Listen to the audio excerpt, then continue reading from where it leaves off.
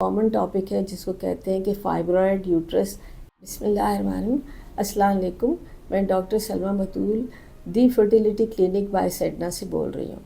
आज का हमारा टॉपिक बहुत कॉमन टॉपिक है जिसको कहते हैं कि फाइब्रॉयड यूट्रस एंड इनफर्टिलिटी।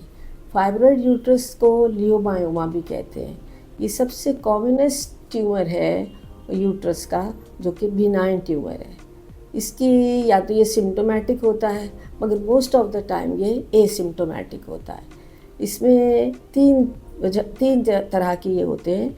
या तो बच्चेदानी के अंदर हो, जिसको कि सब म्यूकस फाइब्रॉयड कहते हैं, या बच्चेदानी के मसल में हो, जिसको इंट्राम्यूरल फाइब्रॉयड कहते हैं, या बच्चेदानी की सतह पे हो, जिसको कि सब सिरोजल फाइब्रॉयड कहते हैं।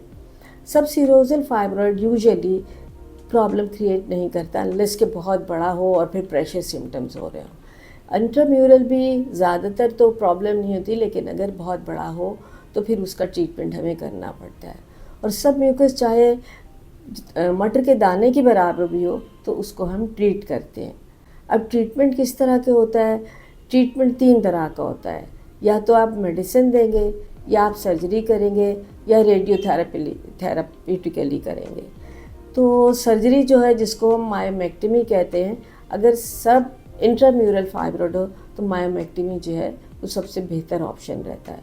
और सब म्यूकस के लिए हम हिस्ट्रोस्कोप, ये एक किस्म का कैमरा होता है जो बच्चेदानी में डालते हैं और उसकी मदद से हम उसको रिमूव कर देते हैं।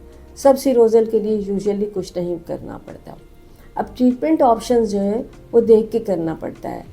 जैसे कि मैंने बताया 3 तरह का ट्रीटमेंट है, लेकिन जिसको जो रेडियो थेरेपिकली होता है, जिसको कि यूट्राइन आर्टरी एम्बोलाइजेशन कहते हैं, अमूमन हम उसको नहीं करते उन पेशेंट में जिनको कि सबफर्टिलिटी होती है। तो मैं आपसे ये ज़रूर कहूँगी, अगर किसी को ये फाइब्रॉयड यूट्रस है और साथ में इनफर्टिलिटी का भी ट्रीटमेंट है, तो वो आके इनफर्टिलिटी स्पेशलिस्ट जो हैं उनसे आके कंसल्ट करें। फिर जो मुनासिब तरीन तरीक़ा इलाज होता है वो हम पेशेंट को देते हैं, और जिसमें कामयाबी की उम्मीद भी बहुत होती है। मेरा आप सब लोगों से यही मेरी रिक्वेस्ट है कि आप आएँ और अल्लाह ताला आप सबको कामयाब करे। आमीन।